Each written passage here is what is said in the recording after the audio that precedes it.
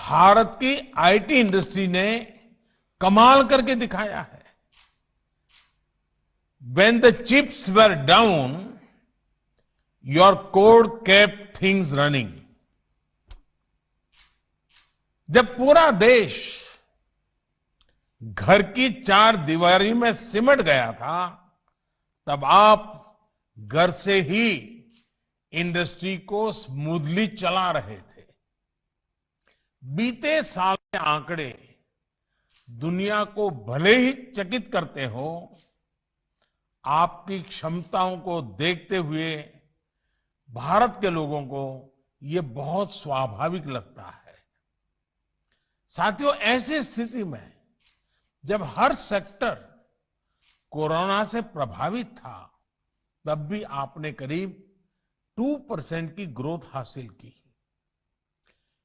जब D growth की आशंकाएं जताई जा रही थी, तब भी अगर भारत की आईटी इंडस्ट्री अपने रेवेन्यू में $4 बिलियन और जोड़े, तो ये सचमुच में प्रशंसनीय है और आप सारी टीम अभिनंदन के अधिकारी हैं। साथियों, 2 दिन पहले ही एक और महत्वपूर्ण पॉलिसी रिफॉर्म किया गया है, जिसका आप सभी ने भी स्वागत किया है। मैप और जियो स्पेशल डेटा को कंट्रोल से मुक्त करके इसको इंडस्ट्री के लिए खोल देना एक बहुत महत्वपूर्ण कदम है।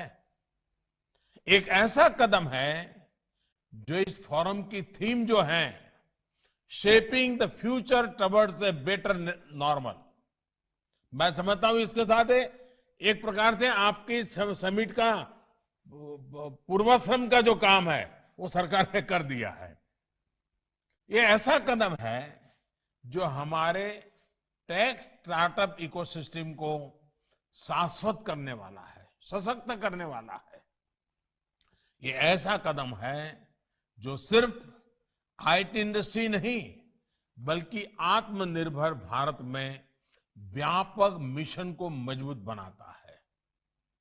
मुझे याद है, आप में से अनेक एंटरप्रेन्योर्स मैप्स और जियो स्पेशल डेटा से जुड़े रिस्ट्रिक्शंस और रेड टेप से जुड़ी बातें अलग अलग फोरम पर रखते रहे हैं। और मैं एक बात बता दूं, इन सारे विषयों में सबसे बड़ा जो एक प्रकार से रेड लाइट दिखाया जाता था, वो सिक्योरिटी से संदर्भ भी होता था कि ये चीजें अगर खुल जाएगी, सिक्योरिटी को संकट हो जाएगा, ये बार बार आता था। लेकिन सिक्योरिटी के इश्यूज को भी हैंडल करने के लिए आत्मविश्वास बहुत बड़ी ताकत होता है, और आज भारत आत्मविश्वास से भरा हुआ है। सीमा पर हम देख रहे हैं, और तभी इस प्रकार के निर्णय भी संभव होते हैं। ये निर्णय सिर्फ टेक्नोलॉजी के दायरे का नहीं है, ये निर्णय सिर्फ एडमिनिस्ट्रेटिव रिफॉर्म ऐसा नहीं है, ये निर्णय सिर्फ सरकार एक नीति नियमों से हट गए ऐसा नहीं है। ये निर्णय भारत के सामर्थ्य का परिचायक है। भारत को विश्वास है कब ये निर्णय करने के बाद भी हम देश को सुरक्षित भी रख पाएंगे और देश के नौजवानों को विश्व के अंदर अपना लोहा मनवाने के लिए अवसर भी देंगे। एक बात मैं ये भी कहूंगा कि आप अपनी सीएसआर एक्टिविटीज के आउटकम पर फिर ध्यान दीजिए।